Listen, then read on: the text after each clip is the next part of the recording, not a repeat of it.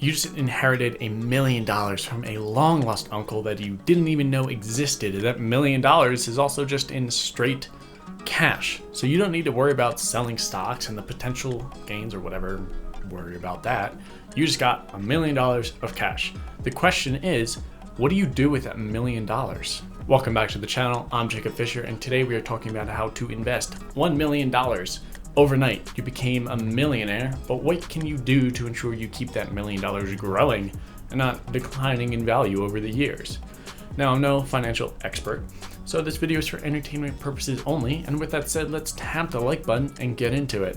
Let's just say you got $1,000,000 and don't need to pay taxes on it because apparently not all states have an inheritance tax. In fact, only a few states do have an inheritance tax. So let's say you just lived in one where you didn't have one, and you just have $1,000,000 in your bank account and need to make sure what to do with it to make sure it grows.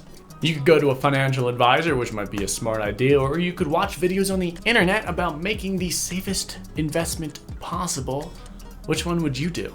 Anyways, you should probably pay off all your debts first, not housing debt, unless you really want to and could, and it's not that much because that's considered a good debt. But credit debt you could do, car payments maybe, or even student loans. That's always a good one. Then you could go out there and buy a McLaren if you really wanted to. I would be hard pressed to hold myself back, but for the sake of this video, let's say I could. You should probably divide that money into 3 investments and 4, really, if you wanted to. 3 larger ones and then one smaller one that we'll get into at the end. For my eyes, the first 3 that you should invest in are growth stocks, dividend stocks, and then real estate. If you received a large sum of money, then you should probably invest in real estate. If you haven't already, it's good. Maybe you could provide a down payment for a house or a good portion of the payment, or maybe a rental property if you already have a house.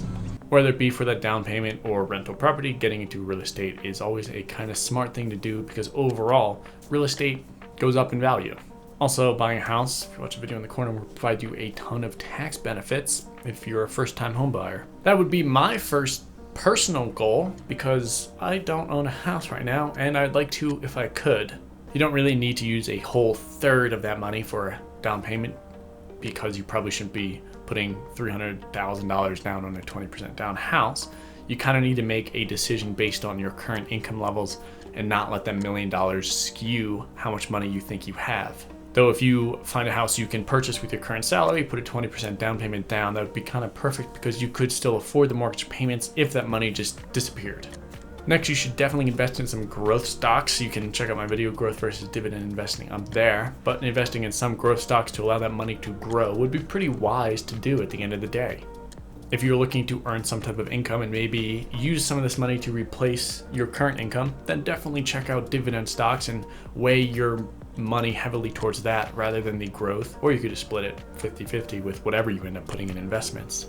That $1,000,000 mark there is not quite enough to live off of with just dividend stocks while keeping a safe portfolio. You can watch that video up there, but you need about $1.25 million to live off your portfolio with dividends, and while $1 million is close, why not focus on growth until you hit that mark and then go to dividend stocks where you can just live off of that and do whatever you want.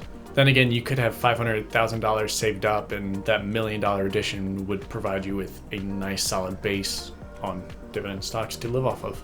That would be an ideal scenario, but of course, just might not be the case. You might not have money laying around. You could have gotten this early in your investing career, late in it.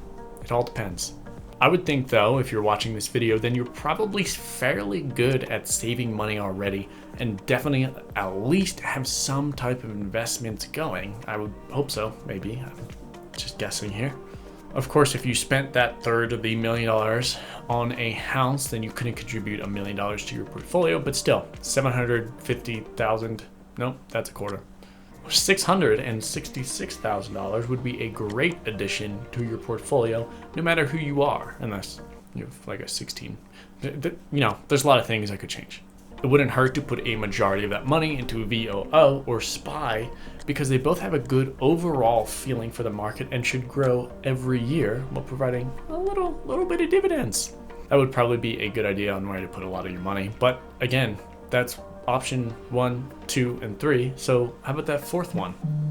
The 4th thing you should do is travel.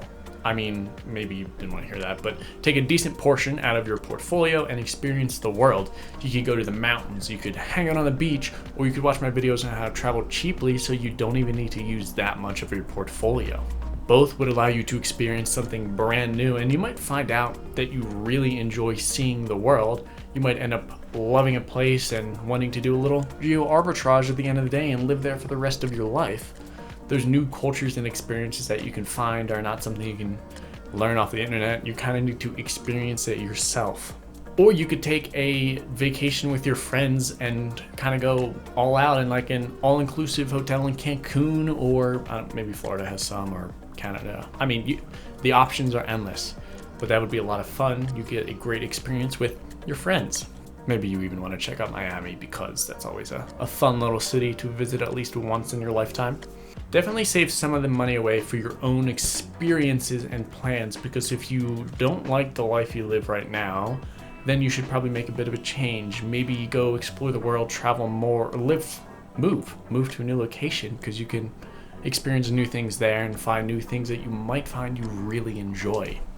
Anything that would make you a happier person overall. That sounds kind of weird, but it's not a bad idea. I definitely don't think it's bad to spend a little bit of money on traveling, especially if it's somewhere you've never been. Going to visit a new place. I feel like I've mentioned that a lot, but it would be a great experience. Don't go to a 5-star hotel though and spend $25,000 a night on the hotel, because that would probably just be a waste of the money. You could even use points from watching other videos on credit cards, and you wouldn't even need to use that money for an experience. Tons of options out there for you to experience. Let me know down in the comments what you would do with $1 million. Would you go on a vacation? Would you invest it all? Would you buy a house? Would you buy a McLaren? I would be so hard pressed not to. It would just be so cool to own one. I upload videos on Monday, Wednesday, and Friday on travel and finance. If that sounds like something interesting to you, you could subscribe down below. Thank you so much for watching, and until next time.